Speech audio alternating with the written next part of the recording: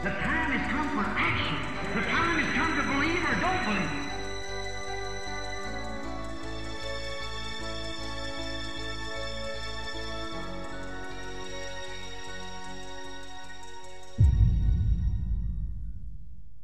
Boa noite, irmãos. Boa noite, irmãs, que nos acompanham nesta noite, aqui direto de Curitiba, do Tabernáculo.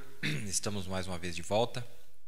É um prazer enorme estar falando com vocês nesta noite e esperamos que o Senhor possa nos abençoar mais uma vez, não é?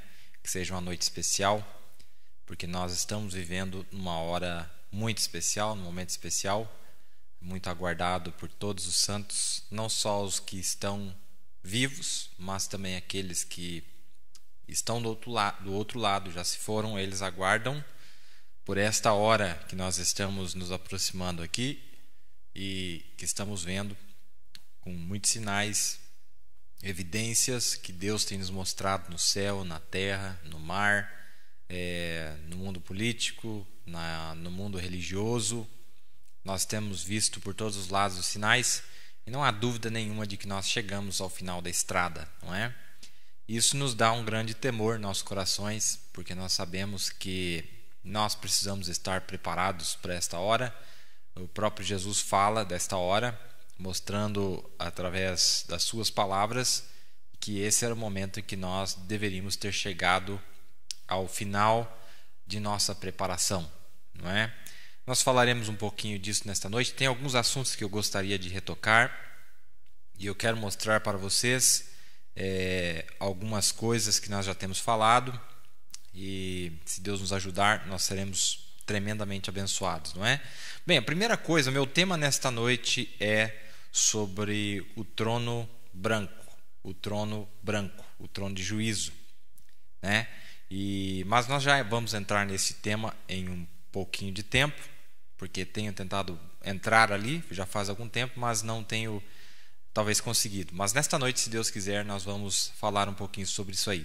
Antes eu gostaria de falar algo que o irmão Fábio me fez uma pergunta nesta tarde e eu gostaria de compartilhar com vocês, que é uma pergunta muito interessante. É referente a Mateus 25. Mateus 25 fala das virgens, não é? E diz assim, aqui é o próprio Jesus falando a respeito do arrebatamento. Está falando do rapto. Quando ele está no final do seu ministério, que ele está abrindo a palavra para os seus discípulos, quando ele vai falar do sétimo selo, ele fala o sétimo selo em forma de parábola. E esta é uma das parábolas que ele usa para mostrar o sétimo selo. Ele diz assim, então o reino dos céus será semelhante a 10 virgens que, tomando as suas lâmpadas, saíram ao encontro do esposo. E 5 delas eram prudentes e 5 nécias, ou loucas. 5 sábias e 5 nécias. Mas as sábias levaram azeite em suas vasilhas com as suas lâmpadas. A pergunta do irmão Fábio era muito interessante. Ele disse, o que significa lâmpada e o que significa a vasilha? Não é? O que significa lâmpada e o que significa a vasilha? Vamos tentar entender o que isso significa. Nós vamos entender através das Escrituras e através do que o profeta fala, o que isto significa para nós. Nós temos visto que Jesus, sendo a palavra, ele não falou nada além do que já havia sido mencionado pelos profetas anteriores. Então, se você quiser descobrir do que Jesus está falando, todas as suas palavras, a revelação das suas palavras já está no Velho Testamento, em algum lugar. As suas palavras, tudo que ele falava era Bíblia, era a palavra de Deus que já havia sido falada através dos profetas, não é? Se você vai encontrar, por exemplo, no livro de Salmos, Salmo 119, verso 105, diz assim, lâmpada para os meus pés é a tua palavra e luz para o meu caminho. Lâmpada para os meus pés é a tua palavra e luz para o meu caminho. Então quer dizer, a lâmpada aqui que está falando é a palavra de Deus, certo? Então as vasilhas representam o corpo que retém o óleo. E este óleo, quando ele é queimado, ele produz a luz. Mas tem algo muito interessante aqui nesta pergunta. Lâmpada para os meus pés é a tua palavra e luz para o meu caminho. Muito bem. Para elucidar melhor, já vou colocar no quadro para vocês aqui. Provérbios 20, 27 diz assim, o espírito do homem é a lâmpada do Senhor, que esquadrinha todo o interior até o mais íntimo do ventre. Olha aí, o espírito do homem é a lâmpada do Senhor, que esquadrinha todo o interior até o mais íntimo do ventre. Provérbios 20, 27. Muito bem, então deixa eu colocar no quadro aqui para nós entendermos melhor o que significa isso aqui.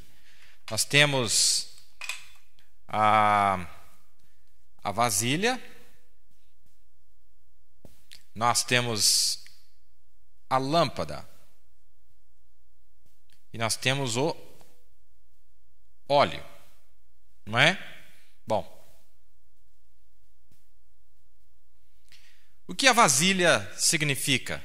Significa o corpo, a pessoa, não é? Que retém, que contém o óleo, não é? Dentro desse corpo aqui, meus irmãos, dentro desse corpo aqui tem um espírito, não é? Aqui dentro dessa vasilha tem que ter o espírito. E é interessante notar que a Bíblia está mostrando para nós que a palavra do Senhor é a luz, a tua palavra, não é? Que diz ali em Salmos 119, 105. Mas vamos ver se eu consigo simplificar isso aqui para vocês. A vasilha é o corpo, a lâmpada seria, o óleo seria o Espírito de Deus. Espírito de Deus. E aqui a lâmpada é o Espírito do homem.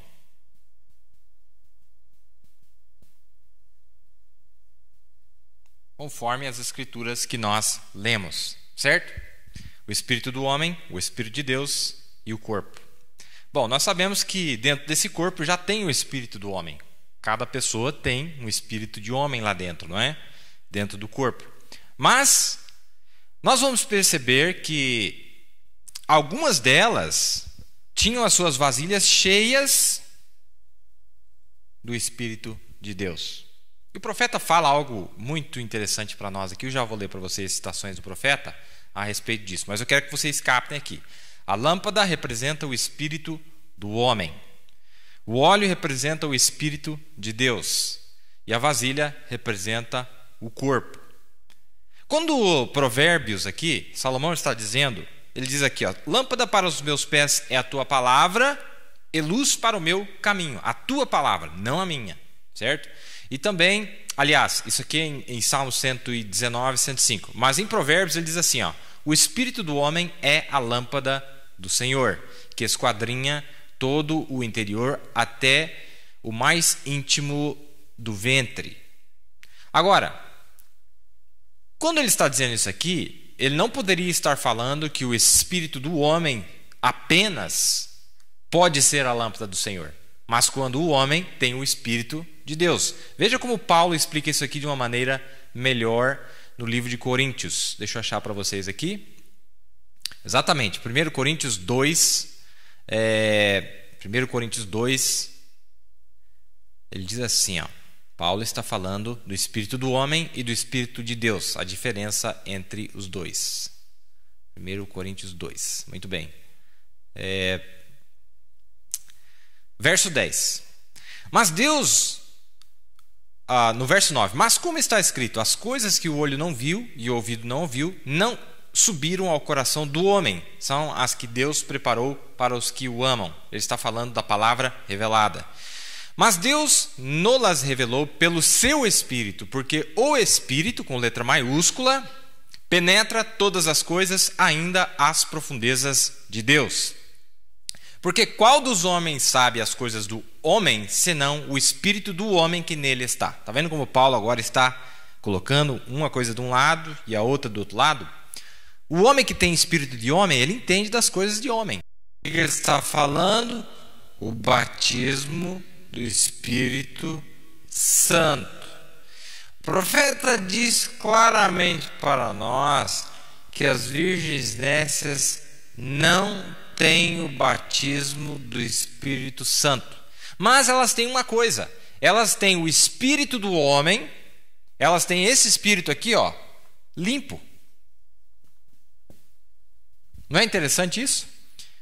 A diferença das virgens nécias das demais pessoas, fora a noiva, é que o espírito de homem que elas têm é limpo.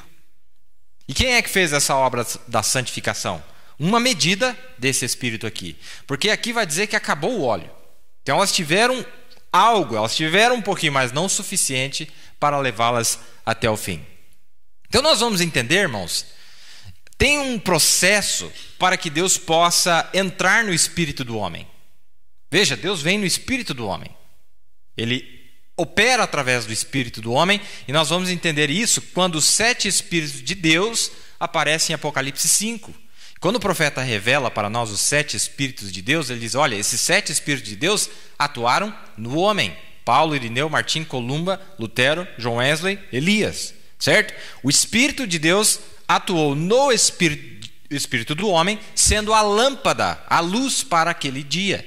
Então, a luz para aquele dia não era o espírito do homem, Paulo, o espírito do homem, Irineu, mas era o Espírito de Deus, o Espírito Santo, que estava usando o espírito do homem naquele dia. Você está entendendo, meu irmão? Espero que você esteja entendendo. O Espírito de Deus. Mas tem algo aqui que o profeta, meus irmãos, ele é a diferença para a noiva, não é? Inclusive, vou falar algumas coisas nesta noite sobre o juízo de Deus.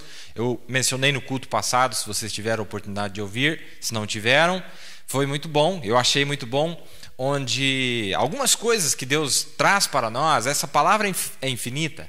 Ele estava mostrando para nós que o juízo final, o julgamento de Deus sobre todo o povo da 7ª era, a aceitação vai ser através do profeta de Deus. A única saída que você tem é se você creu em tudo o que ele disse. Entende? Deus não vai procurar uma aceitação diretamente sua, mas Deus tem que aceitar o profeta e todos aqueles que creram no profeta, todos aqueles que creram em todas as palavras que o profeta disse, porque as palavras que o profeta disse foi segundo o Espírito de Deus. E o Espírito de Deus é o Espírito de Cristo, aquele que sangrou na cruz, o sacrifício perfeito. Mas Deus deixou um marco em cada era, Deus deixou como que um advogado em cada era. E quando você comparece no tribunal, o juiz não está aceitando você, ele está aceitando o advogado, que é legítimo, que é legal, que é reconhecido pela justiça de Deus, e este advogado, ele é quem carrega a sua misericórdia. Veja, o profeta não é a nossa misericórdia, mas ele carregava a nossa misericórdia, que era o Espírito de Deus, o Espírito de intercessão. Já vou mostrar para vocês aqui. Você está entendendo? Então, olha, aqui estamos todos nós com o espírito de homem. Todos nós nascemos com o espírito de homem. E o que é que Deus faz para nós? Deus, quando você nasce de novo, ele não arranca o espírito de homem que você tem. Não, ele transforma a natureza daquele espírito, não é? Como? Através do novo nascimento, o batismo do Espírito Santo. Quando esse Espírito de Deus vem sobre o espírito do homem, como os mensageiros das eras, eles se tornaram a lâmpada de Deus para o nosso dia. Então a luz que estava raiando em William Branham, em Paulo, em Irineu, Martim, Columba, Lutero, não era a luz própria dele. Não era a candeia própria dele, mas era a luz de Deus, a luz Cristo, não é? Jesus, a luz do mundo. Mas veja o que o profeta diz aqui. Olha, o espírito do homem limpo as virgens nécias. Foi limpo, não é? Foi limpo, foi santificado. Mas estava faltando algo para ela, ser cheio. Faltou ser cheio. E o profeta sempre bateu na tecla de você se esvaziar de si mesmo. Você eliminar tudo que tem dentro desse espírito do homem aqui, para que Deus pudesse encher. Olha o que ele vai dizer aqui em algumas destas citações. E eu já vou voltar no quadro para vocês entenderem melhor. Ele diz assim, ó. Aqui está. Vamos ver se eu acho aqui. Vamos ver aqui. Onde é que eu marquei a minha... Exato.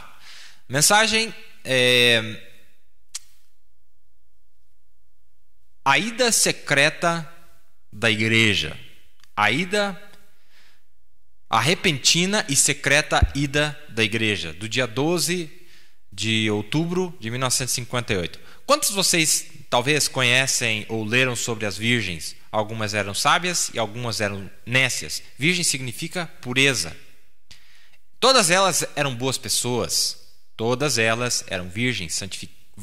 Vasilhas, a palavra que ele está usando aqui, para provar que a vasilha representa a pessoa, o corpo.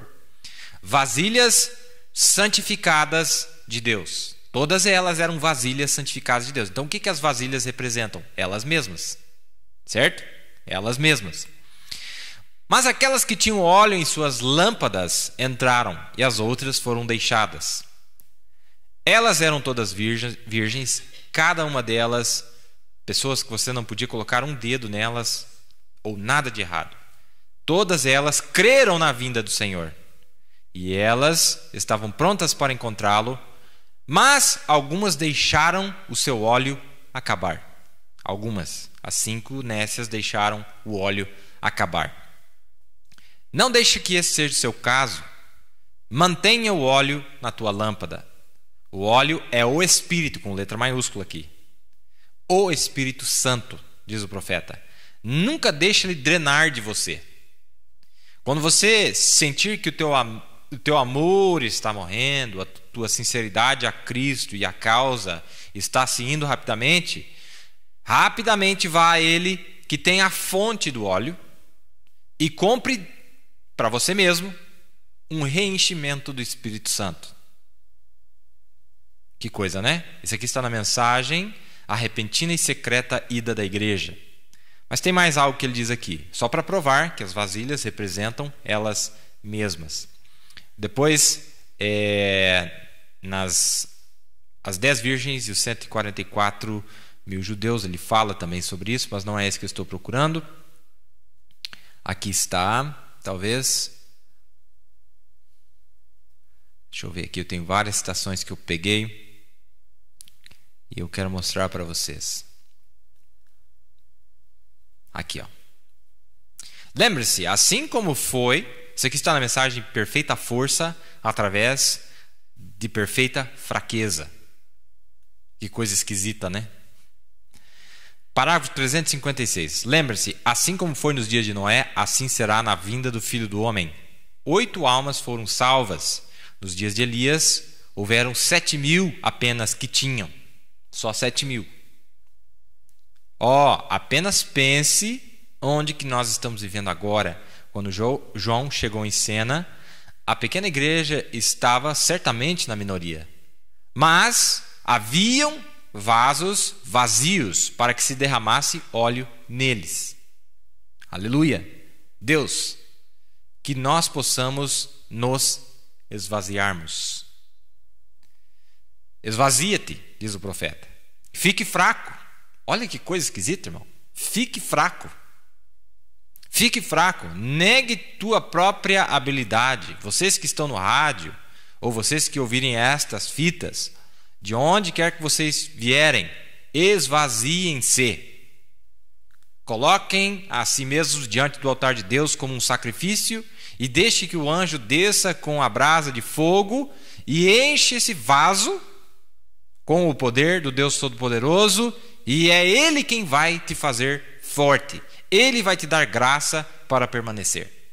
O segredo aqui, meu irmão, dessas virgens, é você tem que ter um vaso, você tem que ter uma vasilha esvaziada para poder encher o óleo.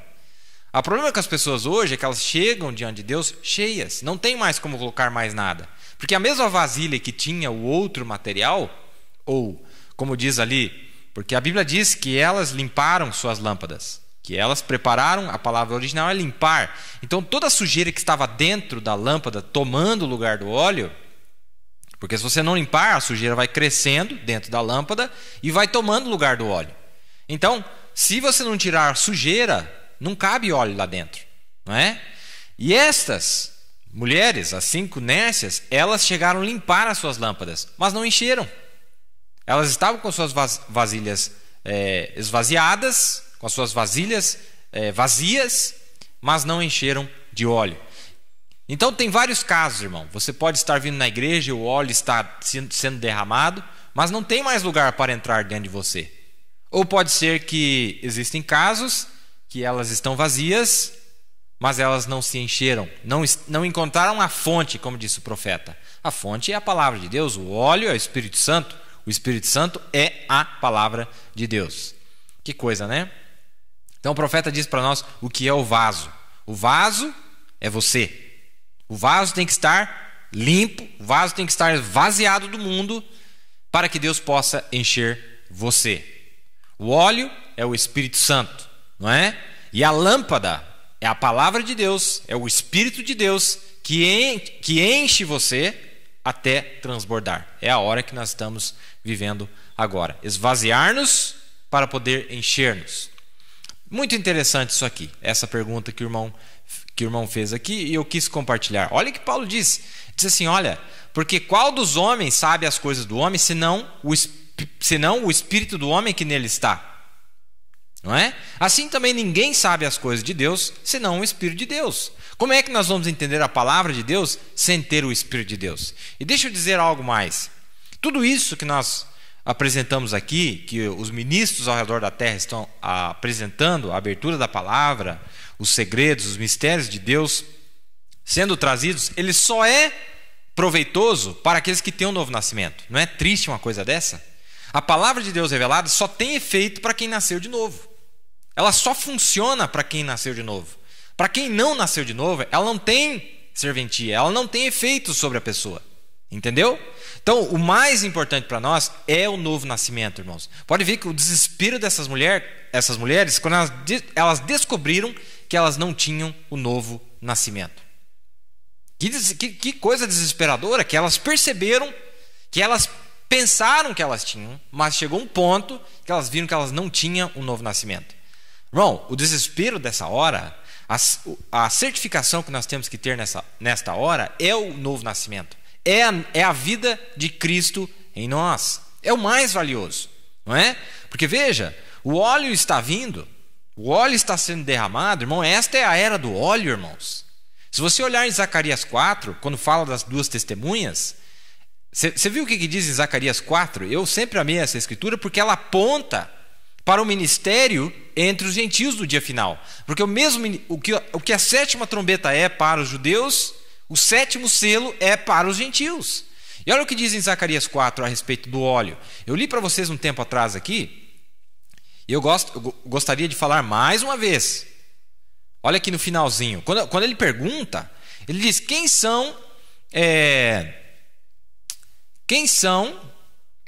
no verso 11, quem são as duas oliveiras, à direita e à esquerda do castiçal? E respondendo-lhe outra vez disse,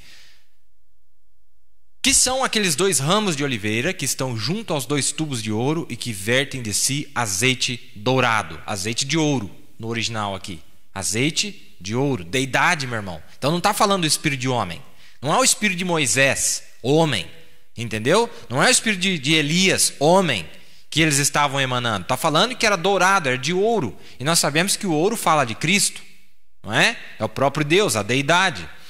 E ele me falou dizendo, não sabes tu o que é isto? E eu disse, não, Senhor meu. Então ele disse, estes são os dois ungidos que estão diante do Senhor de toda a terra. E nós sabemos, meus irmãos, que o Espírito que esteve aqui, está na terra hoje, através da mensagem revelada, é o Espírito de Moisés, de Elias e de Cristo. Lembra o profeta falando isso na revelação de Jesus Cristo, em 1960, quando ele começou a abrir as 7 eras da igreja, começou a trazer as 7 eras da igreja, a profecia daquela mulherzinha, uma mulher baixinha, que deu a profecia, dizendo, em 3 meses o Espírito de Moisés, de Elias e de Cristo estará aqui no tabernáculo. Estava referindo-se a ele, a este profeta gentil, que viria ao nosso meio? É ele, porque ele foi o ungido dos últimos dias, irmão, o ungido maior, de onde todo o óleo de Deus estava emanando, assim como nós vimos aqui. Está vendo? Ó? O que são aqueles 2 ramos de oliveira que estão junto aos 2 tubos de ouro e que vertem de si azeite dourado? Esta é a fonte de óleo, meu irmão. É a palavra, é a mensagem. Esta é a fonte de óleo. Mas ainda que a fonte esteja jorrando, aí tem outro requisito. A tua lâmpada tem que estar esvaziada. Como é que você vai encher tua lâmpada se ela está cheia de sujeira? E olha, irmão, nós estamos chegando no dia em que, olha, a sujeira tem que sair. A sujeira tem que sair. O fogo de Deus tem que limpar a cada um de nós. O poder do sangue de Jesus tem que acabar com o pecado nas nossas vidas. Chegou a hora da libertação. Eu vou falar algo aqui maravilhoso, irmãos, porque veja, tudo que Deus faz, Ele determina um tempo. E você não pode perder aquela janela de tempo para alcançar o benefício de Deus. Você lembra quando o anjo se movia na água? Era uma janela de tempo curtíssima. Você se jogava lá e quem caísse primeiro lá estava curado. Lembra? Era uma janela de tempo. Se você não entrasse lá naquele período de tempo, irmão, e eu estou aqui para dizer nessa noite, este é o período de tempo que não era igual antes. Hoje é o dia em que há libertação verdadeira. Hoje é o dia em que há um verdadeiro novo nascimento. É a hora chegou para que essas coisas acontecessem. Não é? Aqui estamos nós. E olha, quem é que conhece as coisas de Deus, senão pelo Espírito de Deus? Ele disse, mas nós não recebemos o Espírito do mundo, mas o Espírito que provém de Deus, para que pudéssemos conhecer o que nos é dado gratuitamente por Deus. Ele está falando da palavra. Você com o espírito de homem, então vai mostrar claramente, meus irmãos, que essas mulheres aqui, com o espírito de homem, elas não entenderam nada da linguagem de Deus, porque elas não tinham o Espírito de Deus para entender a linguagem de Deus. É por isso que Jesus disse, é-vos necessário nascer de novo. E quando esse Espírito nasce dentro do coração do homem, esse Espírito de Deus vai tomando o controle do espírito do homem. Você ainda é homem, mas quem é que controla o espírito do homem? O Espírito de Deus. E quando Deus fala, por isso que eu li aqui, o profeta disse na mensagem, eu creio que a mensagem seja, ele disse, se você não der a palavra para o Espírito Santo, você morre. Você tem que dar a palavra, porque esse Espírito de Deus, ele só se alimenta de uma coisa, da palavra. Então mostra aqui, irmão, que essas mulheres, elas falharam mesmo. Elas não receberam esse Espírito de Deus, ainda que a medida para a limpeza elas conseguiram. A medida para a limpeza, não é? Então aqui estamos nós, irmãos. O Espírito de Deus tem descido. Esta é a era da descida do Espírito Santo, a 7ª era. É o descanso para o homem. Vou ler alguma coisa para vocês aqui falando sobre isso. É o descanso para o homem, Hebreus 4, não é? Chegou a hora, meus irmãos. É a hora. É a hora. Por mais... E olha o que o profeta diz aqui, meus irmãos. Olha aqui, Eu gostei, amei essa citação aqui, é o nosso tema nessa noite. Quando ele vai pregar uma mensagem chamada Fé Perfeita, em dia 25 de agosto de 63, depois dos selos, no parágrafo 26 ele diz assim, agora, nós queremos falar sobre fé, e um tipo diferente de fé, fé perfeita. Então não é fé, é fé perfeita. O que é, como é que você atinge fé perfeita? Vamos ver. Esta é uma grande coisa. Agora, fé, nos é dito na Bíblia que a fé vem pelo ouvir, não é? Agora, você não pode ser salvo sem fé. E fé é algo que você tem que crer que está lá. Você tem que crer que está lá, mas nada mais vai declarar que está lá, exceto a sua fé. Meus irmãos, então nós estamos com um quadro perfeito aqui. 50 anos depois da partida do profeta, olha... Se você olhar para a tua condição, as promessas de Deus versus a sua condição, não parece. Mas isso, irmão, é o que Deus programou para que acontecesse, para produzir uma fé perfeita, para que ele pudesse cumprir a sua promessa. O profeta diz, se Deus mostrar para nós, se Deus vem e mostra para nós algo, na sequência que ele diz, então não é fé mais, são fatos científicos. Então Deus está segurando, irmão, e ele, por isso que a Bíblia diz em Tessalonicenses 4, 1 Tessalonicenses 4, a partir do verso 13, aqueles que estiverem vivos e permanecerem. Isso não aparece na nossa Bíblia, não sei por que os tradutores deixaram fora, mas no original diz assim, aqueles que estiverem vivos e permanecerem. Isto é, meus irmãos, sem a evidência, como é que você vai permanecer? Mas o profeta está dizendo, isso é fé perfeita. Como é que Deus vai produzir essa fé perfeita em nós? Mas ele disse, espere até a hora certa. Espere. Quando chegar na hora certa, isso sucederá. E nós estamos confiados. Agora, nós temos que estar fazendo aquilo que Deus requereu de nós. Não é? Mas a hora tem chegado. A hora tem chegado para nós manifestarmos aquilo que Deus havia prometido para nós. E nós estamos aqui, 50 anos depois, não é? Ele diz, você tem que crer que está lá, que nada mais vai declarar que está lá, exceto a sua fé. Não é? E o que é isso? É vencer a incredulidade, é vencer o medo, é vencer a dúvida, porque, meus irmãos, Aí está a fé. É como disse você, por isso que Abraão é o pai da fé. Por quantos anos? 25 anos, irmão. O camarada só ficando mais velho, mais capenga. E nada acontecia, estava piorando a situação. E vai, piora, piora. E a mulher dele piorava mais, em vez de ficar mais cristã, parece que estava mais esquisita, né? Com ideias mirabolantes. E ele, irmão, se aquele camarada, se Abraão não tivesse fé, ele tinha sucumbido, a mulher dele tinha sucumbido, todo mundo tinha sucumbido, mas ele, a Bíblia diz que ele não titubeou na fé. Ele creu, ainda que ele não visse evidência nenhuma, ainda que ele não visse o menor sinal. E a mulher dele se levantava, veja Jó não tinha evidência nenhuma, irmão, era de mal a pior. Perde os filhos, perde os cavalos, é roubado, pega fogo, cai, pega vento, trovão, fogo, terremoto, tudo, doença. A Bíblia diz que ele raspava a sua carne com um pedaço de telha, um pedaço de algo, porque ele não podia nem tocar em si mesmo, de tão cheio de praga que o homem estava, irmão. E quando a mulher dele se levantou contra ele, o que ele disse? Tu falas como uma louca. E ele disse, eu sei que o meu Redentor vive, que nos últimos dias eu o verei sobre a terra. Isso é fé, meu irmão, isso é fé. Quando você vê que o negócio não está funcionando e você levanta e fala, mas eu ainda creio, eu ainda continuo crendo. E o diabo vem e ele quer provar que você é um perdedor, não é? E Deus está do teu lado, irmão, olhando o que você está fazendo. Deus está do teu lado, olhando a tua condição. Deus poderia mudar o quadro, irmãos. Deus poderia mudar o quadro. Eu estava lendo aqui na minha Bíblia, quando Jesus nasceu, o anjo do Senhor apareceu para José e ele disse assim, ó, pegue o menino e vá para o Egito. Mas meu Deus, Senhor, mas por que o Senhor não manda um raio na cabeça de Herodes, não mata essa desgraça de ser humano que vai matar 2 milhões de crianças e deixa o menino ficar aqui, ó. O Senhor não é um Senhor protetor que cumpre sua palavra, que ama o seu povo? Não é assim que Deus faz, irmão. Deus tem um plano e Ele não vai mudar o seu plano. Ele vai carregar o seu plano até o final. E aqui estamos nós, irmão. E a fé está sendo testada. E parece que a coisa vai piorando. E parece que a coisa vai aumentando. Só que lá dentro, meus irmãos, existe um poder maior.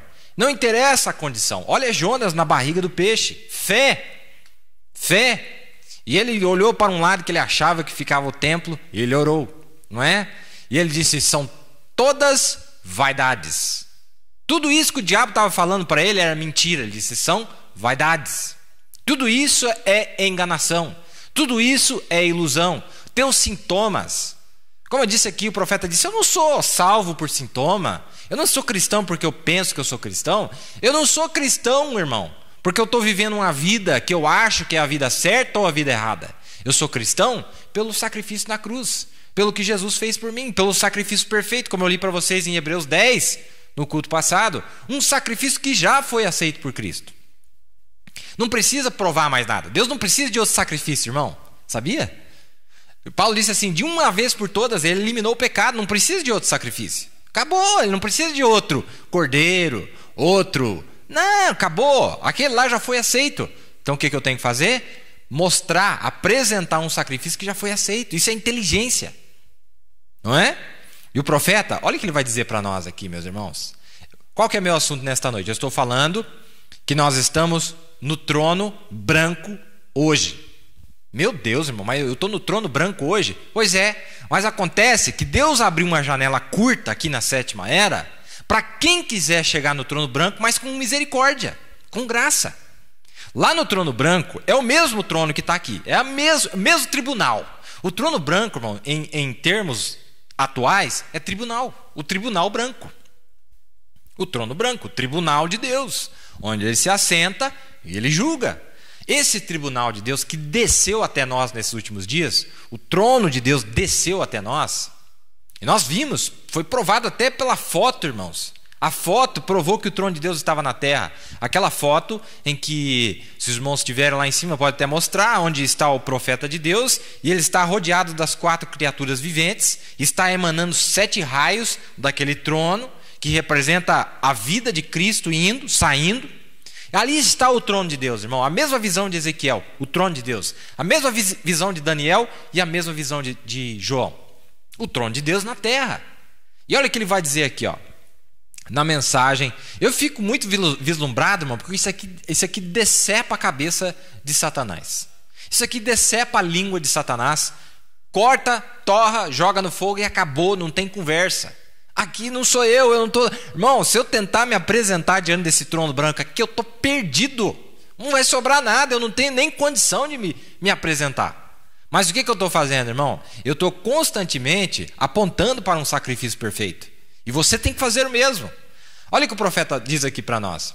Nós vimos agora que Israel em Cades Barneia, o grande trono de juízo do mundo uma vez, que foi lá em Cades Barneia, eu já vou falar um pouquinho disso aqui. A grande fonte e várias outras fontezinhas tipificando o grande trono de misericórdia, o trono branco no céu e as igrejas. Espera aí, vamos ver se eu entendi o que o profeta disse aqui.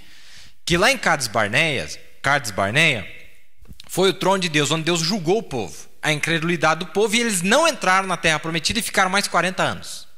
Certo? Ficaram mais 40 anos. E ali, o profeta estava trazendo para o nosso dia que a mesma coisa havia acontecido, onde as denominações chegaram diante do trono de Deus, chegaram diante de um profeta, chegaram diante da palavra feito carne, e o que eles fizeram? A incredulidade deles não deixou eles entrarem no milênio, porque mais para frente aqui o profeta disse que Canaã, a terra prometida que estava logo do outro lado de Cades Barneia, certo? A terra prometida, ele diz, para nós, tipifica o milênio.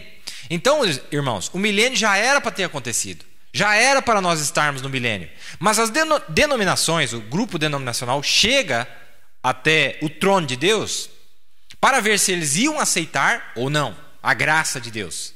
E eles recusaram a graça de Deus. E eles quiseram apedrejar aqueles que queriam adiantar, aqueles que queriam entrar. Mas Deus já sabia. Ele tinha um plano, ele sabia que do meio daquele bando de incrédulos, ele ia arrancar verdadeiros crentes, sementes reais de Abraão, não é? A semente real de Abraão, que você, eu creio que é um dos tais, e eu também, não é? E olha o que ele vai dizer aqui. Olha, lá, a grande fonte e várias outras fontezinhas, tipificando o grande trono de misericórdia, o trono branco no céu e as igrejas. O juízo começa na casa de Deus, para o juízo. E lá Israel estava em marcha, se movendo. O que o profeta diz para nós aqui? Essa igreja aqui, esta igreja, a tua igreja aí, o pastor que está aí, o pastor que está aqui, se você estiver em BH, o pastor Vanderlei, se você estiver lá em São Paulo, o pastor João Henrique, o pastor Marcelo Neri, lá em Mato Grosso, o pastor Samuel Nascimento, lá em Criciúma, o pastor Roldão, no mundo inteiro, todos os pastores, você que está me ouvindo, lá em Cariacica, o pastor Alexander, lá no Brasil inteiro, você que é pastor, sabe o que tem aí? O profeta está dizendo, aí é uma extensãozinha, ó, a palavra que ele usou aqui, ó, aí é uma fontezinha de uma grande fonte, certo? De uma grande fonte, que essa fontezinha está ligada a ela e o trono branco está aí.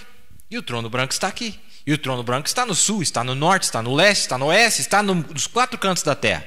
Da grande fonte de Deus saiu várias fontes. E é o trono branco de Deus. E você se depara diante do Deus Todo-Poderoso, a presença de Deus reconhecida, não é? Você se depara diante de Deus para ser julgado. Meu Deus do céu, irmão. Para ser julgado. O mesmo juízo, irmão, que eles terão daqui a 1000 anos, lá no final do milênio, você está tendo agora. É o mesmo juízo. É a mesma palavra que te julga. É o mesmo requerimento. Qual que é o requerimento? O sangue derramado, um sacrifício perfeito. Pois é, mas desta feita, agora, Deus abriu uma janela de misericórdia. Uma janela de graça. Uma janela de perdão, não de juízo, não de justiça, não de peso de justiça. E mesmo, irmão, nesta janela de graça e misericórdia, o mesmo que requer o sacrifício, ele dá de graça para você um sacrifício perfeito para você apresentar para ele. Que coisa maravilhosa, meus irmãos. E o Cordeiro aparece no nosso meio aqui para que você apresente o sangue diante do juiz. Vamos ver mais um pouquinho aqui. Ele disse assim, ó, o juízo começa na casa de Deus. Para o juízo. E lá estava Israel em marcha, se movendo. E ele disse, nesta manhã, quando nós estávamos com os homens de negócios cristãos, o irmão Hicks fez todos nós cantarmos o hino chamado Avante, Soldados Cristãos. Nós temos aquele hino, né? Nós cantamos esse hino. E eu pensei, sim, está certo, desde que você esteja marchando. Desde que você esteja marchando. Tudo bem, mas não pare. Israel cometeu o seu erro quando ele parou. Se eles tivessem continuado, eles teriam possuído a terra prometida lá mesmo, pois Deus lhes deu a promessa e Ele é fiel à sua promessa. Eles teriam continuado até lá dentro da terra, mas eles pararam de marchar. E notem, quando eles pararam de marchar, então eles começaram a vaguear. É isso que acontece. Irmão, nós aqui, nessa data 2015, nós estamos pegando de onde a igreja denominacional parou lá atrás. A parte que eles não fizeram, e Deus teve que esperar para que Ele pudesse extrair as sementes das denominações e trazer nós à maturidade, porque o profeta disse: Canaã, para nós, literalmente falando, é o milênio. Deus está pronto para colocar nós no milênio. Deus está prestes a colocar-nos na nossa Canaã, não é? Mas ficou parado porque eles pararam de marchar. Por quê? Porque não reconheceram a presença de Deus. Aí ele fala, olha, sempre que a igreja para, é isso que acontece. Isso aconteceu há muito tempo atrás no Pentecoste. Ela parou. Vocês começaram a organizar, colocando todas elas em grupos diferentes: Assembleias de Deus, Igreja de Deus, quadrangular, unicista, dualista, trinitariana, quadrupla, nem sei, quadrupla, né? 4 deuses. Olha, e todas essas outras coisas. Vocês pararam. Por que não continuaram? Ora, vocês têm estado vagueando por 40 anos no deserto, mas a graça soberana de Deus nos levará até lá mesmo assim. O grupo vagueando, Deus disse, eu lhes teria dado descanso lá mesmo, se eles tivessem continuado. Diz lá no livro de Hebreus, descanso, o tipo do sábado. E nós sabemos que o descanso veio no nosso dia, o batismo do Espírito Santo. Não é? Os resultados da decisão, esta mensagem, dia 8 de outubro de 55, o profeta disse claramente, o trono branco aqui. E ele mostra como é que está em funcionamento esse trono branco. As igrejas são pequenas fontezinhas do grande trono de Deus. E nós, irmão, você tem chegado diante do trono de Deus, o trono de julgamento. Não disse Paulo que todos nós devemos comparecer ante ao trono de juízo de Deus? Ao tribunal de Cristo? Paulo disse isso, todos nós. Só que a nossa diferença, meu irmão, é que você chegou antes, no dia que a graça estava disponível para você, na 7ª era. Não é? Muito bem. Mais uma citação aqui, ó. Olha o que ele diz na mensagem Fé Perfeita, a mesma que eu li para vocês no começo, ele falando sobre fé.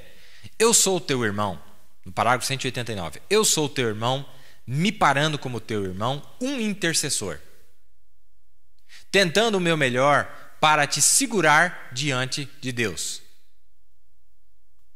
Estou parado aqui bem diante do trono branco agora, fazendo valer os direitos que, 3 pontinhos, apontando o meu dedo para aquele sacrifício ensanguentado lá e falando através do seu nome de que está consumado. Que coisa maravilhosa, meu irmão. Você precisa de mais alguma coisa? Eu não preciso de mais nada. Ele disse, eu sou um intercessor.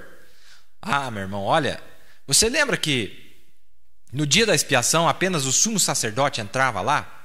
Lembra que só o sumo sacerdote entrava lá no dia da expiação? Uma vez por ano, só o sumo sacerdote entrava no lugar santíssimo apresentando sangue. Deus não mudou seu plano na sétima era. Nós entramos lá, mas por representação, porque Ele entrou lá. Alguém foi aceito lá. Um de nós foi aceito lá dentro. Um profeta compareceu diante de Deus. Olha o que ele diz aqui, intercessor. Eu sou o intercessor. Olha, eu sou teu irmão, me parando como teu irmão, um intercessor, tentando o meu melhor para te manter diante de Deus. Irmão, depois desses 50 anos, sabe o que nós entendemos, irmão? Que não existia nada que pudesse pacificar a ira de Deus concernente a nós. Não tem nada. Se você tentar fazer isso, irmão, você vai ser consumido. Mas aí nós aprendemos o seguinte, que nós estamos aqui por representação. Agora você pensa, o irmão Branham não é o irmão Branham, irmão. É Cristo, é o mesmo Cristo que estava lá 2000 anos atrás. Ele volta nesse dia, ressuscitado, aceito. Como é que ele é aceito diante de Deus? Como é que nós sabemos que ele foi aceito diante de Deus? Porque o poder da ressurreição foi demonstrado na nossa era nesse Cristo. Ele está vivo, bem no nosso meio. E aí aparece um profeta, como eu disse no culto passado, um profeta, irmão, que está do mesmo lado do abismo que nós. Então, meu irmão, é só colocar 2 mais 2. Se ele está do nosso lado do abismo, e Deus fez uma ponte entre o céu e a terra, o anjo celeste conectou-se com o anjo terreno, o 7º anjo, peraí, é só eu estar conectado com o 7º anjo que eu vou ser aceito. Por isso que Deus disse para o profeta: tudo que você amou e todos que te amaram estarão lá. O que os santos disseram na mensagem O Rei Rejeitado? Eu vou ler para vocês aqui, ó, O Rei Rejeitado. Eu amo essa citação aqui, porque Deus não pode mudar o seu parecer, irmãos. Eu estou tentando animar vocês nessa hora, para entender o plano de Deus, porque senão você vai ficar confuso. Nós temos que entender qual é o plano de Deus. Olha, ainda que antes de nós sairmos daqui, nós vamos dar uma bicuda no Satanás, mas tão violenta, mas calma lá. A hora da vingança está chegando. Espera, tem uma hora determinada. Tudo, irmão, tem a hora para Deus fazer. Eu não posso adiantar o plano de Deus. Você não sabe o desejo que eu tenho de dar uma bicuda no diabo. Calma, nós vamos ter nosso prazer. Nós vamos ter, não é? Nós vamos ter o gostinho ainda. Você sabe o que é uma bicuda? Aqui no Paraná, aqui, uma bicuda é dá de bico, igual chutar a bola, mas daí você chuta o diabo. É isso. Você disse que isso é exagero? Jesus fez isso lá no inferno, o profeta disse. Quando ele desceu lá no inferno, o profeta disse que... O profeta não usou esse termo, né? O profeta era uma pessoa um pouco mais delicada, disse que deu um chute saudável. O que é um chute saudável? Uma bicuda. Aqui no Paraná é bicuda. Dá-lhe uma bicuda de bico, com bota de cano de ferro, de trabalhador de construção. Nós somos os trabalhadores da hora undécima, né? Se você é um trabalhador, você está de bota de cano de ferro. Então, desce o canudo na canela dele. Sim, lá como que chama lá? Os muçulmanos não morreram tudo lá esmagado, tentando apedrejar o diabo, jogar pedra no diabo. Não foi isso que aconteceu? Uma sombra da sombra da sombra de algo real. Sim, irmão, nós vamos acabar com o diabo, nós vamos prender ele. Vai ser lançado no lago de fogo depois. E quem é que faz isso? Você. A nós foi dado o poder para amarrar esta mamba. Sim, foi dado o poder, nós vamos amarrar, nós vamos vencer. O último inimigo a ser vencido é a morte, a transformação de corpos. Mas a quem foi dado esse poder? Ao grupinho remanescente da última era, aqueles que estiverem vivos e permanecerem. Olha o que diz aqui, ó. Eu sou teu irmão e paro como um intercessor, tentando o meu melhor para te manter diante de Deus. Glória a Deus, irmão. Aleluia. Olha, então, irmãos, eu tô agarrado nesse profeta e não largo. Pode ficar brabo do jeito que você quiser, que nós idolatramos. Eu prefiro idolatrar esse profeta do que idolatrar o Francisco. Alguém vai idolatrar alguém, irmão. Todo mundo aí está idolatrando alguém. Ou é a tua igreja, ou é o teu líder. Então, vamos fazer o seguinte: qual é o líder estabelecido por Deus para nós, para esta era? Qual foi o estabelecido por ele? Porque o diabo, irmão, nós cansamos de dizer: aqui está o falso profeta, está na terra, não é? Está apontando para um verdadeiro. Se tem um dólar falso, tem que ter um dólar verdadeiro em algum lugar. Se tem um profeta falso, tem que ter um profeta verdadeiro. E ele está se apresentando exatamente como disse que ele se apresentaria em Daniel capítulo 9, como um príncipe, não é? O príncipe da paz.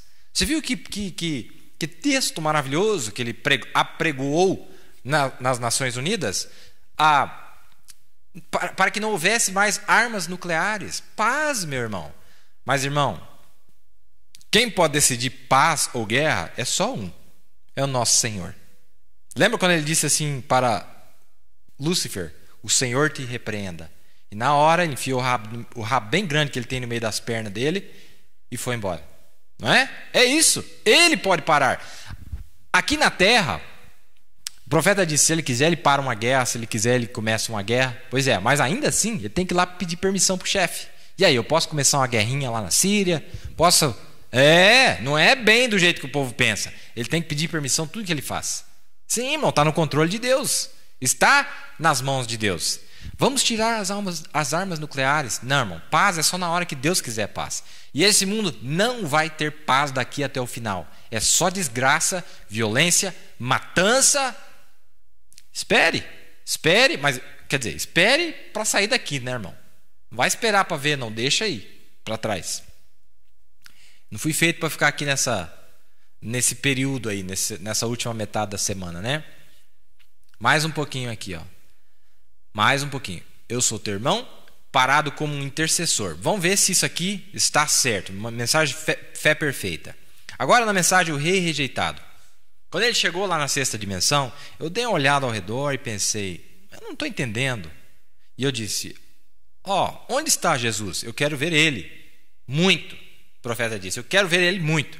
Eles disseram, ora, ele está um pouquinho mais para cima, bem ali, por aqui, ó, bem ali, por aqui. Eles disseram, mas algum dia ele virá a ti. E disseram, você foi enviado como um líder e Deus virá. E quando ele vier, ele te julgará de acordo com o que você ensinou a eles. Primeiro, se é que eles vão entrar ou não, nós iremos de acordo com o teu ensino. E eu disse, fico tão contente. E Paulo? Paulo vai ter que se parar assim também? E Pedro, ele vai ter que se parar assim também? Em outras palavras, ele vai ser responsável, lembra que Pedro era responsável pelos judeus e Paulo era responsável pelos gentios, não é? Então, Jesus virá a eles primeiro, não é?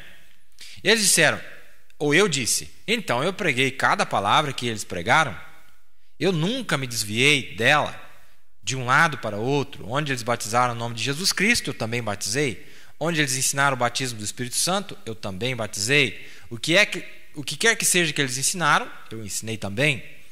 E aquele povo gritou e disseram, sabemos disso. E nós sabemos que nós vamos ir contigo de volta à terra algum dia. Disseram, Jesus virá e você será julgado de acordo com a palavra que você pregou para nós. Então, se você for aceito naquele tempo, o qual você será, então eles disseram, então tu nos apresentarás a ele, como os teus troféus de teu ministério. Disseram, tu nos guiarás a ele. E aí, todos nós juntos voltaremos à terra para viver para sempre. Isso aí é o que os santos disseram. Espera aí, irmão. Jesus vem, julga ele, aí ele é aceito, aí ele volta lá dentro e fala, pessoal, vocês foram aceitos, agora vem comigo.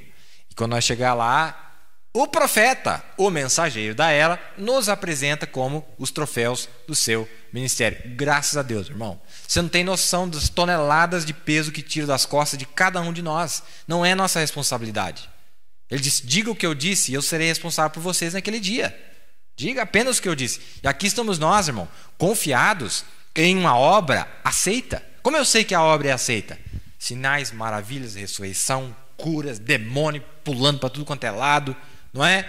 Olha, uma atrás da outra, irmão. Olha o ministério que esse homem teve. O que Deus estava mostrando? Aceitação. Aí surge um Zé Manés de tudo quanto é lado, tentando. Você acha que eu vou confiar nesses camaradas, irmão? Não tem nada mostrando nada para eles. Eu vou agarrar o que tem essas manifestações, o que tem essa confirmação. Você está entendendo? Não vou agarrar no A, B, C, não agarra em mim não, irmão. Se um dia eu falar um negócio fora aqui, joga fora. Fica só com aquilo que o profeta disse. Eu posso cometer falhas, nós pisamos errado, como eu disse no culto passado. A imaturidade, irmãos. Eu verdadeiramente sou um pobre coitado de um moleque que está tentando o melhor que eu posso para tentar encorajar os irmãos. Mas quem sou eu? Tem homens aí que estão há muito mais anos de estrada, não é? E nós sempre damos muita honra a estes, não é? Mas todos eles, meu irmão, são apenas pequenos refletores. Você viu? Pequenas fontes. Pequenas fontezinhas de uma fonte maior. O profeta não é a fonte maior, mas a fonte maior se manifestou nele. Você lembra Ezequiel? Ezequiel não é Deus, não é? Pois é, mas ao redor de Ezequiel ele disse que ouvia as asas dos querubins batendo. Por quê? Ele estava no trono de Deus. Aí você diz, isso é loucura, isso é insanidade. Irmão, Irmão, irmã, a palavra de Jesus em Apocalipse 3 é o seguinte: aquele que vencer, não é só o profeta, aquele que vencer se assentará comigo no meu trono.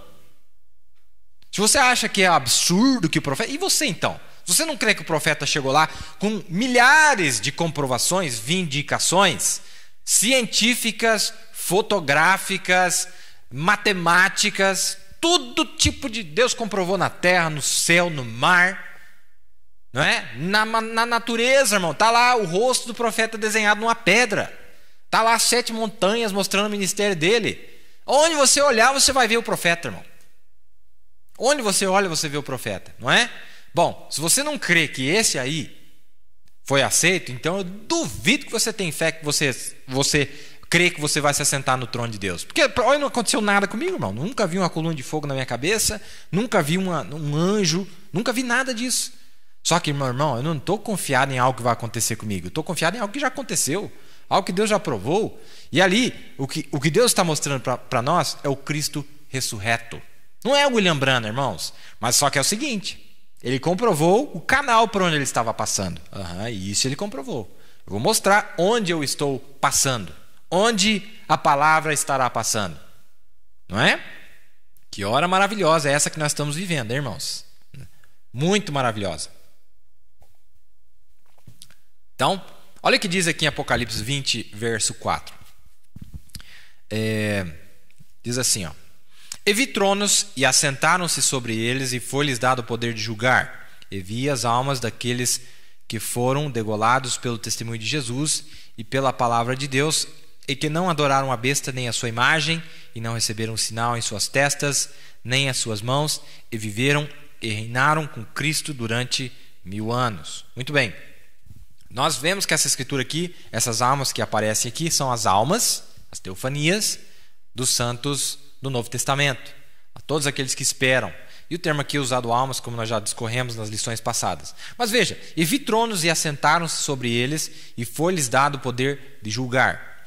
O profeta diz para nós, irmão, tem uma citação que o profeta mostra que esses tronos aqui, ele disse: esses tronos que aparecem aqui, é os mesmos tronos que aparecem vazios em Daniel 7.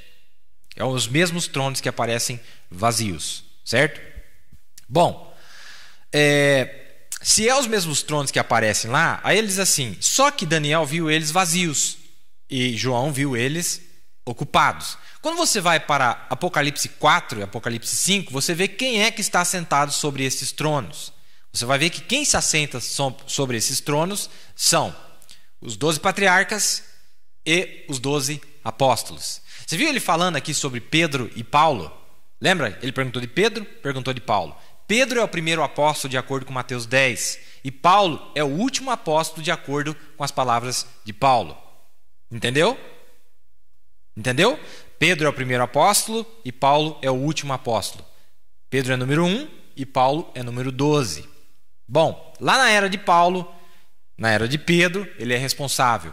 Mas quando chega na era final, Deus restaura toda a palavra de nós, e todo o juízo que eles têm, o juízo de Pedro, o juízo de Paulo, o juízo de todos os patriarcas, foi manifestado para nós através do 7º mensageiro. Por quê? Porque ele trouxe a palavra restaurada para nós. Mas nos dias da voz do 7º anjo, não é? Todo o mistério de Deus será revelado. A graça de Deus, a misericórdia de Deus, a justiça de Deus, não é? Tudo foi revelado para nós.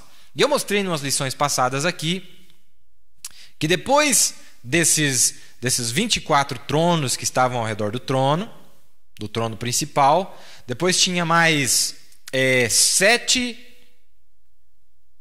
espíritos, não é? 7 espíritos que estavam mais próximos ali. Mostrei para vocês nas lições passadas. E o último desses aí é o nosso profeta. Aí fui lá no livro de Esther para mostrar os eunucos, os 7 eunucos que eram mais próximos do rei, etc, etc. Mas aqui, ó, e vi tronos, e assentaram-se sobre eles, e foi-lhes dado o poder de julgar. Bom, nós vimos que nós já estamos diante do trono branco aqui, vocês notaram, né?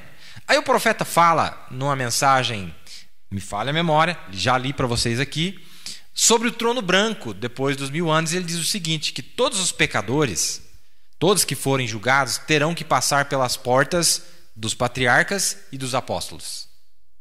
Eles passam pelo crivo daquilo que cada um deles ensinou. E eu mostrei a justiça de Deus nos patriarcas e também a graça de Deus nos apóstolos. O que eles rejeitaram, a graça que eles rejeitaram através da vinda da graça, Cristo, quando ele veio na cruz do Calvário, que foi depois, obviamente, dos patriarcas. Não é? Tudo que eles rejeitaram, eles terão que passar por lá. Isso significa, meus irmãos, que hoje, você e eu, nós estamos nos deparando nesses portais do trono branco. Eu tive uma lição aqui chamada o trono branco de Deus, a nova Jerusalém. A nova Jerusalém é o trono branco de Deus. Quando você chega em Daniel, você vai ver que no trono principal, quem é que está sentado lá? A noiva. Então esse povo, irmão, eles vão passando por todo o crivo da palavra de Deus, por todo o crivo dos patriarcas, por todo o crivo dos apóstolos, por todo o crivo dos 7 mensageiros e por todo o crivo da noiva. Você tem que passar pelo crivo de todos eles. Você tem que passar pelo juízo de todos eles. Irmão, você acha que alguém tem chance de passar pelo crivo de tudo isso? Não tem a mínima chance, irmão. Como é que você vai encarar a tua justiça? Então, irmão, a única maneira é o seguinte: vão apresentar um cordeiro. Vão apresentar um sacrifício perfeito, porque fora disso não há nenhuma esperança para nós, não é? Mas graças a Deus que nesse dia Deus tem trazido para nós, não é? Lembra daquela lição que nós já passamos aqui, mostrando que a noiva é o cordeiro? Lembra? Eu falei sobre isso lá em Belo Horizonte, e algumas pessoas até ficaram muito chateadas. Não, porque isso é um absurdo e tal, né? Algumas pessoas ficaram muito chateadas, mas eu estava mostrando onde o profeta mostra que é a justiça dele. Vocês lembram que no Velho Testamento, quando você degolava o macho, você tinha que aspergir o sangue do macho em cima da fêmea, e você liberava, a fêmea saía em liberdade daquelas pombas. Então, quando aspergia o sangue do macho, que era imolado, santificava a fêmea. Isso é, a vida do macho derramada na fêmea, e ela saía em liberdade.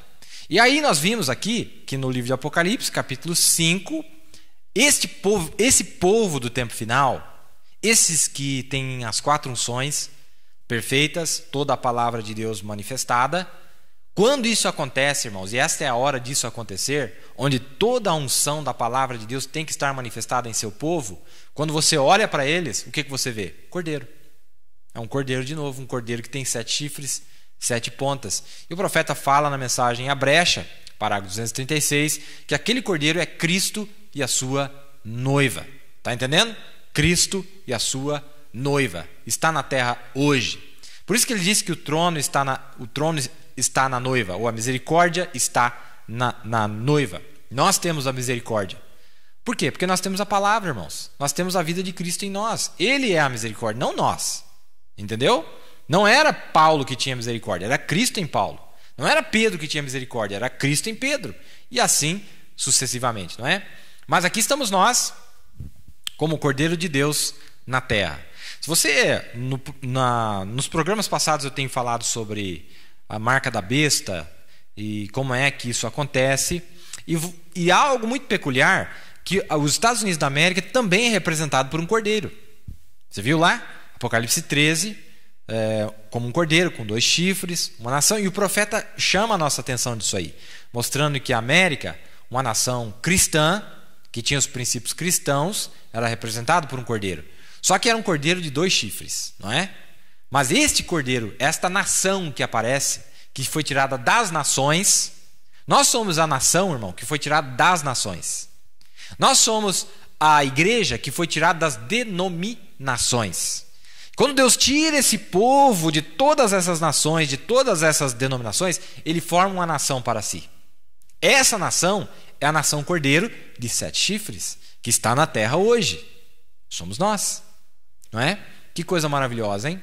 Tudo que Deus tem feito para nós. Muito bem, estamos chegando aqui, eu quero mudar um pouquinho o meu assunto. Eu queria falar de 2 coisas nesta noite. Essa primeira parte eu queria apenas fortalecer, tentar animar vocês. E eu espero que eu tenha conseguido entregar minha mensagem, mostrando a salvação por representação. É disso que eu falei. Salvação, redenção por representação. Nós sabemos que é Cristo, mas Deus teve que vivificar a sua palavra nos nossos dias, e isso foi manifestado em um profeta, que nós conhecemos como o 7º mensageiro. Nós sabemos que não era a vida dele que estava ali, não é? Veja, o que Deus vai aceitar quando ele vier, quando o próprio Jesus vier para o profeta, não é a vida de William Branham, mas é que ele vai reconhecer a sua própria vida em William Branham, entendeu?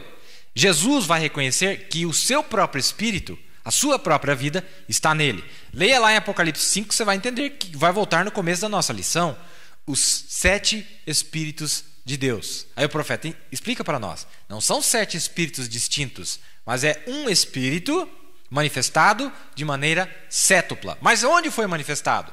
No primeiro mensageiro, no segundo, até o 7º. Quando ele olhar para eles, o que ele vê? O reflexo. Esse aqui tem a minha vida. Eu aceito esta vida, porque a minha vida já foi aceita perante o Pai. E eu pergunto para você, e nós, irmãos? A tua vida já foi aceita perante o Pai? Perante Deus? A minha vida, é isso que eu estou buscando, meu irmão. Uma vida aceita em Cristo. Não por nossos méritos, não por nossas obras, mas pela fé no sacrifício perfeito. Leia Hebreus 10, que nós falamos no culto passado aqui, você vai entender melhor. Muito bem, encerrando, quando terminou o culto aqui no domingo, acho que não está no website ainda o culto de domingo, achei que foi muito bom, pelo menos eu gostei demais, me ajudou muito.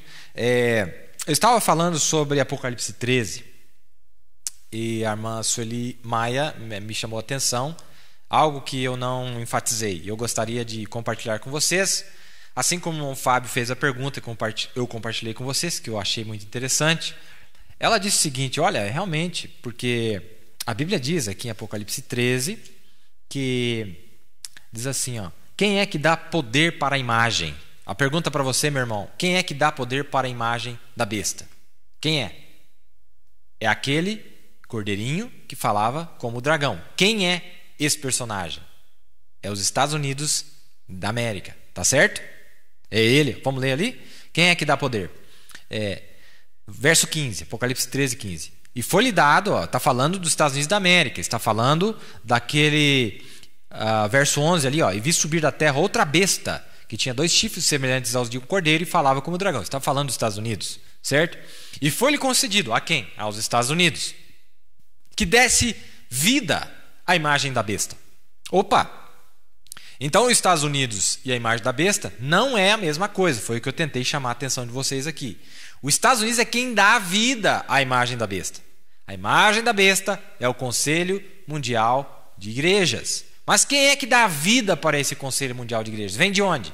Vem dos Estados Unidos. O que é os Estados Unidos? O Congresso, o Senado e a presidência dos Estados Unidos da América. Agora, veja o caminho que este cidadão está fazendo. Antes de ele poder chegar nas igrejas, ele tem que passar por aquele que vai dar o poder à imagem da besta.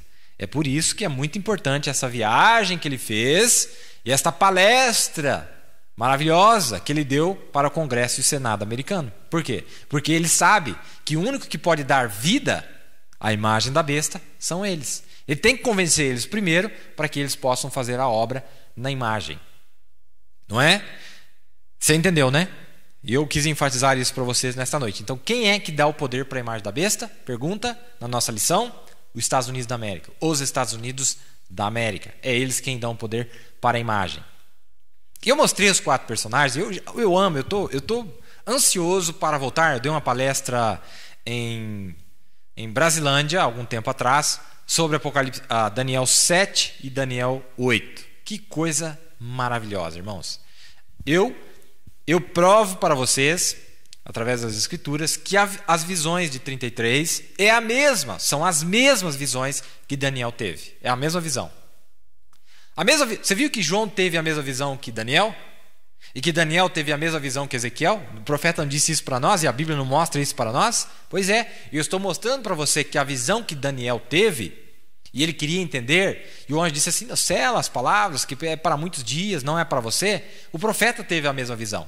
Só que desta feita, o anjo fala para ele o que significava. E é por isso que no primeiro selo, O profeta fala para nós. Por que eu estou dizendo isso? Porque eu já cansei de ouvir de pessoas dizerem que as profecias de Daniel é tudo lá para trás, 2000 anos atrás, era o Império Grego, Romano. Pois é, mas então me explica por que o profeta diz que quem faz o acordo com os judeus é a revelação daquele chifrinho de Daniel 8. Como é que é para os judeus há 2000 anos atrás, 3000 anos atrás? Não. Então nós vamos provar que essa escritura, essas profecias, se repetem nos dias dos gentios. E eu queria mostrar para vocês que as 7 visões foram 7 visões distintas, não foi uma visão só. Ele teve uma visão e ele escreveu. Aí ele teve uma segunda visão e ele escreveu. Terceira, quarta, quinta, sexta e sétima. E aquelas visões, as 4 primeiras visões, nós poderíamos dar uma revisão aqui, só para... Nós já estamos encerrando aqui, quase nosso tempo está indo. Eu quero conferir com vocês as 7 visões aqui. Deixa eu pegar aqui que me veio por último aqui. Tá bem assim? Vamos pegar aqui só para mostrar para vocês a sequência exata. As 7 visões. Está está aqui, ó. Ele fez um resumo muito interessante na Era da Igreja de Laodiceia, o livro. A Era da Igreja de Laodiceia começou por volta da virada do século XX, talvez 1906. Talvez 1906. Ele não disse que era 1906. Quanto tempo demorará? Como um servo de Deus que tem tido multidões de visões, das quais nenhuma falhou até hoje. E agora eu vou confiar minha alma para quê? Não, é nesse aqui que eu estou confiado. Deixa aqui, ó. Está seguro aqui. Ele disse, nenhuma delas falhou. Deixe-me predizer. Eu não digo profetizar, mas predizer que esta era encerrará, que esta era terminará por volta de 77. E eu já falei sobre essa visão de 77, lembra? Assim como foi nos dias de Noé, e o profeta fala nesta mensagem recente que veio, Deus cumpre sua palavra. Ele pega essa escritura e diz assim, você viu o que Pedro disse sobre os dias de Noé? Que Deus foi longânimo. E ele sabe o que é longânimo? Porque Deus havia dado uma data para destruir lá nos dias de Noé e não destruiu. Ele esperou mais um tempo. E ele disse assim, como Deus foi longânimo nos dias quando Israel estava no Egito. Porque Deus disse, 400 anos estareis no Egito. 400, Deus não pode mentir. 400 anos veio e eles não saíram. Por quê? E ele explica lá, porque o povo não estava pronto. Deus estava pronto. A palavra veio. Irmão, até 77, qual o selo que faltava ser revelado? Deus está pronto, Deus já desceu, já revelou tudo, falou tudo. Mas e você, onde é que você estava, meu irmão? Estava lá no bar bebendo, estava lá não sei aonde aprontando, eu não tinha nem nascido ainda. Então, graças a Deus por um Deus longânimo desse. Não é? Então ele disse, 77, dá uma data. Jonas veio e disse, 40 dias e não vai sobrar nada nessa cidade. E quem é que estava falando, irmão? Era Jonas ou era Deus? Deus falou, vai lá e fala, 40 dias. 40 dias chegou, irmão, aconteceu alguma coisa? Não. Deus foi longânimo com eles, por causa do arrependimento deles. Deus sabia que eu ia me arrepender, irmão. Deus sabia que você ia se arrepender. Deus sabia que tinha um grupinho que ia aceitar. Então ele disse, esta era terminará por volta de 77. Se vocês me perdoarem uma nota pessoal aqui, eu baseio esta predição em 7 visões maiores contínuas, isso é, uma após a outra. E no outro lugar ele fala claramente que foi 7 visões distintas, que vieram a mim numa manhã de domingo, em junho de 33. O Senhor Jesus falou comigo e me disse que a vinda do Senhor estava se aproximando, mas que antes que ele viesse, 7 eventos maiores aconteceriam. Eu os escrevi todos naquela manhã e eu entreguei a revelação do Senhor. A primeira visão era de que Mussolini invadiria a Etiópia. A segunda visão predizia que um austríaco pelo nome de Adolf Hitler se levantaria como ditador na Alemanha. Deu o nome do camarada. Lá no livro de Daniel, capítulo 8, não fala. Ele queria saber quem era, porque você vai ver que são reis. Os chifres são os mesmos reis de Apocalipse 7. É os mesmos. Só que ele queria saber quem que é o nome, o que é. Ele falou, não posso falar nada, calma lá. Só fala o que eles fariam, mas não fala quem era, né? Depois, a terceira visão estava na esfera da política do mundo, mostrou que haveriam 3 grandes ismos, não é? Nazismo, comunismo, mas disse, observe a Rússia, tá vendo aí? Terceira visão, Rússia. A quarta visão mostrou os avanços na ciência, que viria depois da Segunda Guerra Mundial. A quinta visão tinha a ver com o problema moral de nossa era. Na maioria, por causa da mulher. E mostrou que as mulheres começariam a tomar o lugar e seria permitido votar. Eles cortariam o cabelo e elas adotariam roupas de homens, etc, etc. Essa era a quinta visão, o problema moral.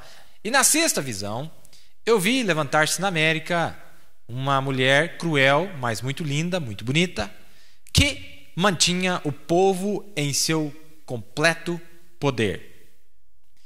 E eu cria que isso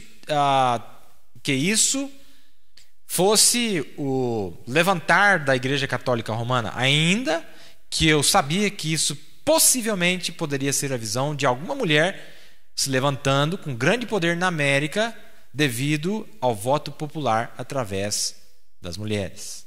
Certo? Então o profeta, ele sempre deixa, ele não fala, ou ele disse, olha, Deus não me falou se era literal a mulher ou se era a igreja, uma mulher representando a igreja, não é? E a última e sétima visão foi onde eu ouvi a mais terrível explosão, e eu me virei para olhar e eu vi nada mas a não ser crateras e ruínas e fumaça sobre toda a terra da América, toda. E ele disse, baseado nestas 7 visões, juntamente com as mudanças rápidas que têm varrido o mundo nesses últimos 50 anos, eu digo, não profetizo, que estas visões terão, todas se cumprirão até 1977. Que coisa, hein? Aqui estamos nós em 2015. Se você pegar essas visões, como eu disse para você, voltar no livro de Daniel, tem falado muito disso ultimamente, mas é que nós estamos vendo algo que vai culminar nisso, que é o Conselho Mundial de Igrejas, e eu até tinha alguns clipes aqui, não vou mostrar para vocês hoje, sobre, muitos de vocês até me perguntaram, mas o Vladimir Putin não era para estar no Conselho da ONU? Sim, ele estava lá, ele esteve lá, na segunda-feira ele estava lá. E ele palestrou 1 hora depois, 1h30 depois que o Obama palestrou. E a manchete dos jornais dizia assim, Vladimir Putin rouba o trovão de Obama.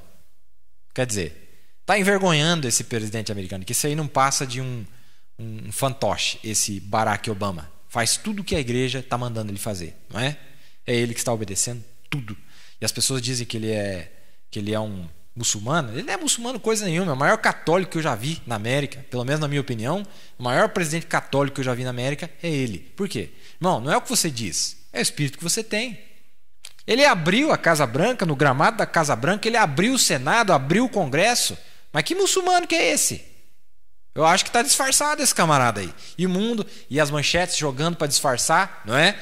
Bom, a Bíblia não diz como é que ele chegaria? Deixa eu ler para vocês como é que ele chegaria. Esta pessoa que vai fazer aliança com os judeus ali. Só para nós encerrarmos aqui. Tem uma palavra aqui que a Bíblia usa para descrever, apesar que, no meu entendimento, essa pessoa que faz o acordo com os judeus não é ele próprio, mas é através dele, é o espírito dele, é a sua maquinação que produz tudo isso. Daniel 8 diz assim, ó. Daniel 8, no verso 23. Ele diz assim, verso 25. E pelo seu entendimento também fará prosperar o engano na sua mão, e no seu coração se engrandecerá. E pelo seu entendimento. Aqui na minha Bíblia em inglês tem uma outra palavra. Quero mostrar para vocês aqui, porque eu acho que ela está um pouquinho mais clara. Deixa eu achar aqui. Daniel 8.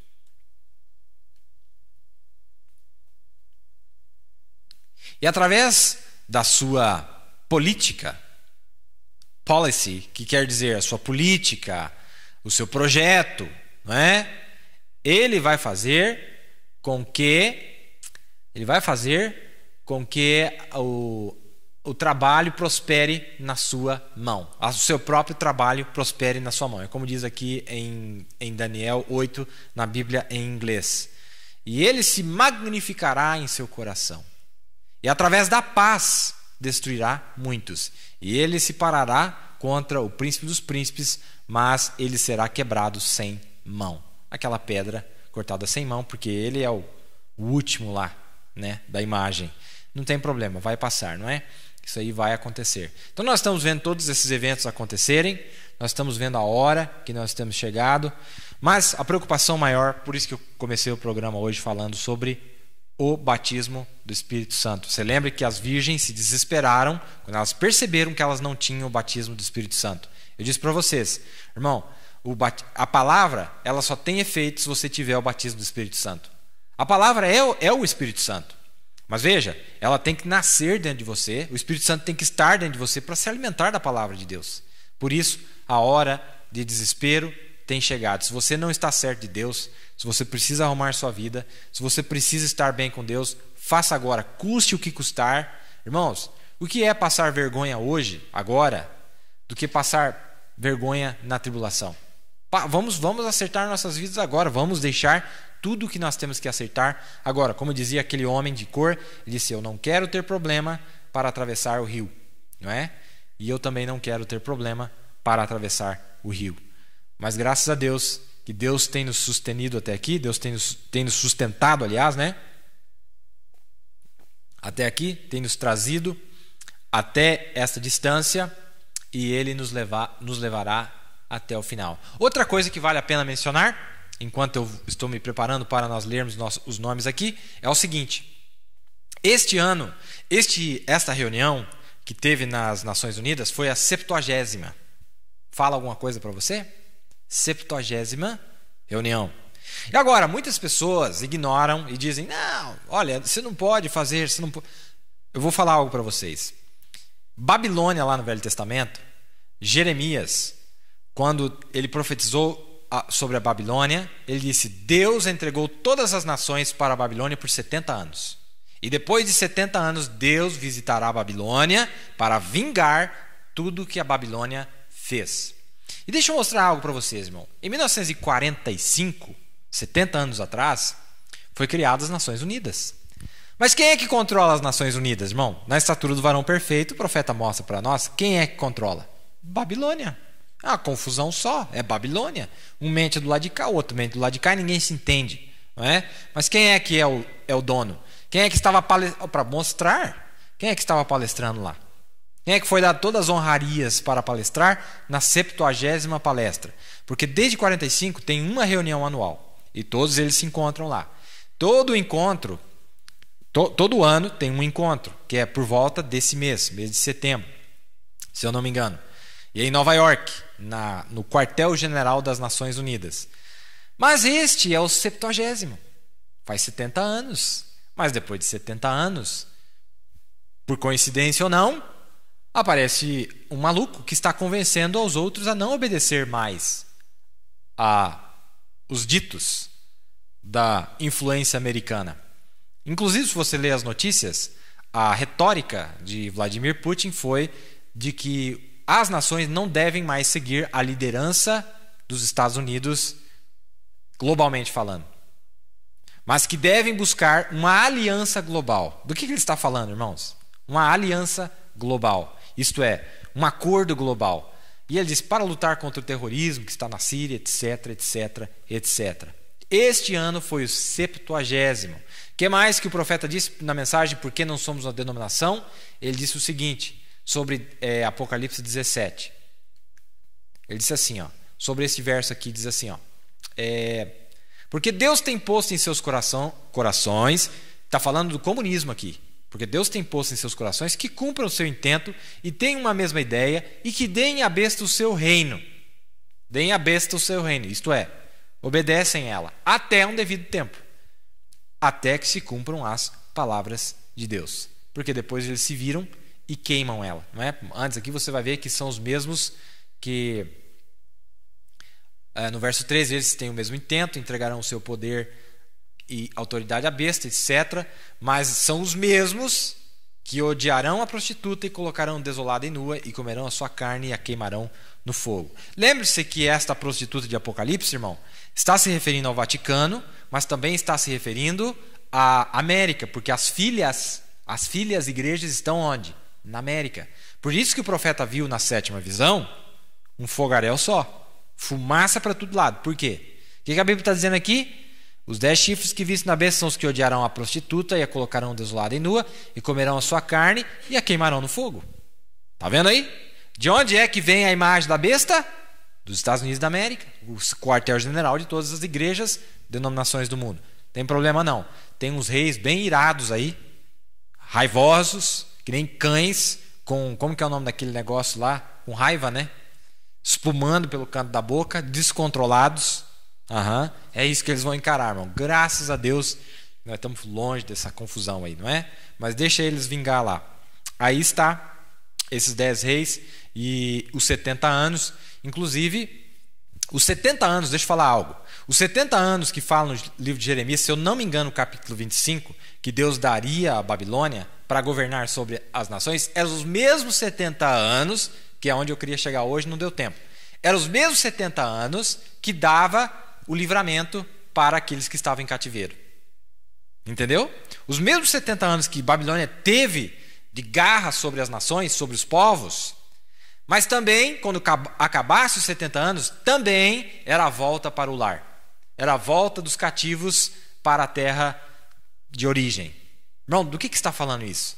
Irmão, 70 anos se passou desde 45. E o que aconteceu em 45, 46, irmão? 70 anos atrás. Biblicamente falando, de 46 até 2015, final desse ano agora, por volta desse mês, biblicamente falando, já deu 70 anos. Sim, porque o tempo bíblico é diferente do calendário romano, não é? Se você fizer a conta com 30 dias no mês, de 46, 7 de maio de 46, 7 de maio de 46, quando o anjo de Deus abaixou lá perto de Greensmill, encontrou-se com o profeta, agora por volta de setembro, final de setembro de 2015, 70 anos. Aí você diz, não, mas as profecias eram para eles. Não, irmão, eu creio que a palavra de Deus ela é viva, ela fala conosco, ela dá esperança para nós. Se deu 70 anos aqui, meu irmão, eu estou pronto, eu estou crendo que algo, olha, um livramento muito grande, a nossa libertação total está chegando. É o que eu quero, irmão, é ser livre. Lembra, Daniel era um crente, irmão. Ele buscava, ele jejuava, ele orava, ele clamava a Deus, mas estava preso.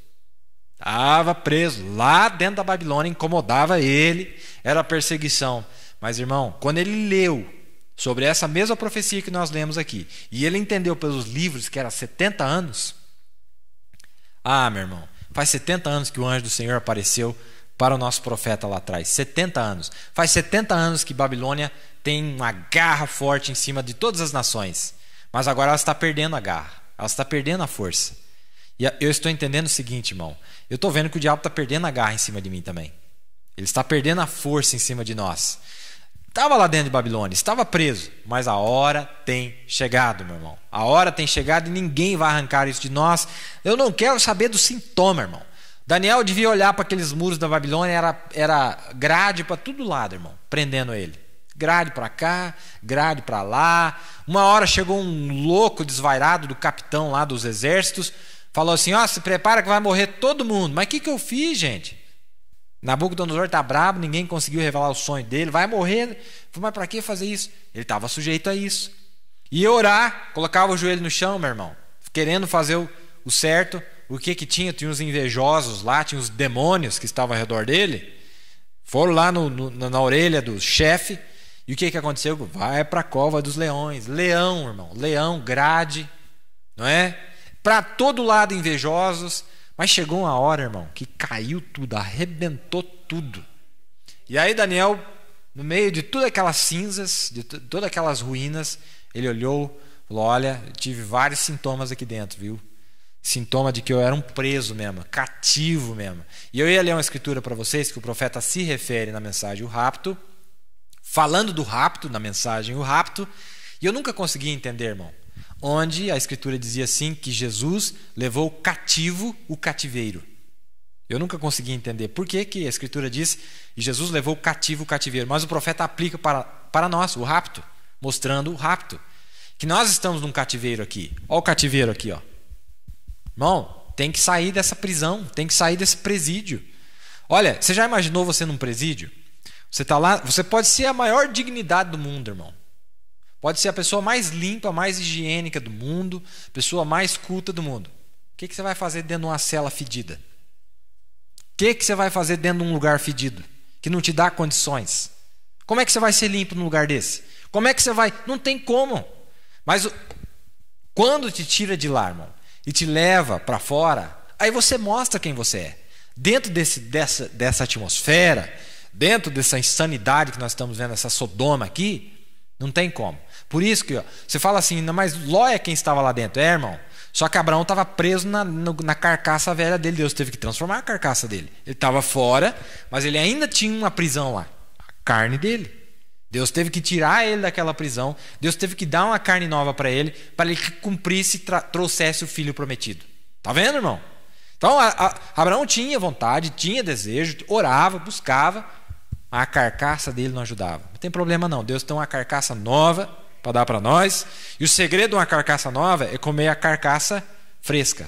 Porque o original diz, onde estiver a carcaça, aí estarão as águias. Onde estiver o corpo, aí estarão as águias. O segredo é esse, irmão. Come uma carne fresca aí, que essa carne podre aqui vai ser renovada, vai ser transformada. Não é? Essa é a nossa esperança. A hora está chegando, sinais. Poderíamos falar de sinais, mas eu quis falar sobre o batismo do Espírito Santo. Amém? Vamos lá. A irmã Rosane, a irmã Ada, a irmã Juremi, a irmã Milena Gomes, a irmã Luci, a irmã Emily Araújo, a irmã Ellen de Barros, a irmã Odilca, todos do Rio Grande do Sul nos acompanharam. Irmão Luiz e família, a irmã Idalete, irmão Luiz e família de Arroio 30, a irmã Idalete e Sabrina de Blumenau, irmão Onésio, a irmã Valdete, a irmã Abigail, irmão Rogério, a irmã Salete, irmão Juliano, a irmã Matilde de Brusque, irmão Adão Vicente e família, irmão Evaldo Parreira de Criciúma, irmão Luiz, irmão Lázaro, irmão Júnior e a irmã Maria de Itajaí, irmão Daniel Maia e família, irmã Lilian Rocha de Joinville, irmão Laudair, família, irmão Roberto e família de Videira, irmão Osmar e irmã Madalena, todos esses que eu li até aqui, até o irmão Laudair de Santa Catarina, irmão Osmar, irmã Madalena, irmã Suzana, irmã Suelen, irmã Leia, irmão Adenir, irmã Raila de Assis Chateaubriand, irmão Dorival Firmino, irmão João Carlos em Bela Vista do Paraíso, irmão Guedes e família, irmão Olivire e irmã Maria, irmão Luiz Dias e família em Cascavel, irmã Glecia em Colombo, a irmã Regiane Munhac, a irmã Margarida, a irmã Viviane, irmão Michel, irmão Apolos, a irmã Noemi, irmão Devair, irmão Elber, irmã Josiane, irmão Nilton em família, e irmão Felipe em Curitiba, irmã Júlia, irmã Leia em Dois Vizinhos, irmão Juarez e irmã Cladir em Enéas Marques, irmã Guiomar, irmã Maria em Guaíra, irmão José Aguiar e família, a irmã Elícia, a irmã Letícia e o irmão Francisco de Jataizinho, irmão Juraci e família, irmão José Reis de Londrina, irmã Cibele, irmã Gisele, pastor Raimundo Maia, irmã Sueli Maia e a irmã Carla de Pinhais, irmã Marília, irmão Rubens Brito e família, irmão Victor e a irmã Emily, irmão Claudemir Gregolin, irmão Eliseu e a irmã Vanessa, irmão Pascoal e família, irmã Tereza Gregolin, irmão Norberto, irmão Lismar, irmão Nivaldo, irmão Eli e família, irmão José Ferreira e família, irmão Fábio e família, irmão Edson, irmão Matheus Maia, irmão Maeli Alves, São José dos Pinhais, irmão Carlos e família, irmão Vinícius, irmão Eli, Serra Morena, irmão Alex Santos, irmã Maria, irmã Luciana, irmã Noemi Balman, irmão João Alves e família, irmão Gabriel e família, irmã Daiane, pastor Paulino, a irmã Elisa, a irmã Esther, a irmã Isabel, a irmã Vilma Bonfim, a irmã Ana Benedita, a irmã Clarice Ribeiro, a irmã Dete, irmão Osvaldo, irmão Wesley e família, irmão Josias e família, irmão Legário, a irmã Ruth e o irmão Ezequiel Machado, em Toledo, todos do Paraná. Irmão Gentil Guilherme de Caeiras, irmão Guilherme de Campinas, irmão Aparecido e família de Cosmópolis, irmão Gerson e família de Ferraz de Vasconcelos, irmã Cleuseli, irmão Mauro em Dayatuba, irmão Laércio Santos em Osasco, irmão Sivaldo Alves em Presidente Prudente, irmã Antônia e família em Salto, irmã Ruth, irmão Samuel Lima, irmã Dulce e família em São José dos Campos, irmão Valdir, irmã Leila, irmã Júlia, irmão Mateus em Jundiaí, irmão Eduardo Martins, irmão Pedro Martins em São Roque, irmão Odete Fagundes, irmão Cláudio Pereira, irmã Vera Lúcia, Campo Grande, irmão pastor Liamar Tavares em Cabo Frio, irmão Elifas e a irmã Mônica em Macaé, irmã Vitória, irmã Lohane, irmã Samara, irmã Bia, irmã Zenilde, irmã Carla, irmão Plínio Marcos, irmão Francisco Araújo, irmã Esther Santos, irmão Ricardo e família em Belo Horizonte, irmã Lúcia Helena e a irmã Mariana, irmão Wesley Alves em Betim, irmão Amaraildo, irmã Keren Vitória, irmã Solange Alves, irmã Angelina, irmão Luiz Felipe em Contagem, irmão Gilson Ferraz e Cristina, irmão William e família, irmão Adriano Fernandes de Ibirité, irmã Elizabeth de Igarapé, irmão Arte, irmã Márcia, irmã Larissa, irmão Mateus de Ipuiuna, irmão Edson, irmã Raquel de Juiz de Fora, irmão Luiz de Jesus de Matozinhos, irmão Antero de Ouro Branco, irmã Geisa e a irmã Helena, irmão Jesus de Pouso Alegre, irmão Antônio e família de Ribeirão das Neves, irmã Ângela de Sabará, irmão Mauri e a irmã Venina de Uberlândia, irmão Tiago Gomes de São Luís de Montes. Aqui até o irmão Mauri e a irmã Venina de Uberlândia, são todos de Minas, todos esses que eu li. Irmão Tiago Gomes de São Luís de Montes Belos, Goiás, irmão Valdir de Brasília, Distrito Federal, irmã Caetana de Camaragibe, Pernambuco, a irmã Shirlene, pastor Marcílio Sena e sua família em Jaboatão, Pernambuco, irmã Raquel de Paulista, Pernambuco, irmão Marcos Maia e família de Recife, Pernambuco, irmão Admilson Vargas de Parauapebas, Pará. Na igreja tivemos a nossa audiência, irmão Pedro, irmã Inês, irmão Wilson, irmã Maria Donatir, irmão Anderson, irmão Leonai, irmão Daniel e família, irmão Miguel, irmão Valdir, irmão Dovani, irmão Eres e irmão Tiago. Muito obrigado por nossa audiência. É muito bom quando o pessoal vem aqui na igreja, tem uma atmosfera diferente. Irmão César e família, a irmã Ruth e filhos de São José dos Pinhais. E assim nós encerramos mais uma vez o nosso programa. Mais uma vez, obrigado por vossa audiência. Digo para vocês, irmãos, a hora é séria, não é? A hora é séria, a hora tem chegado.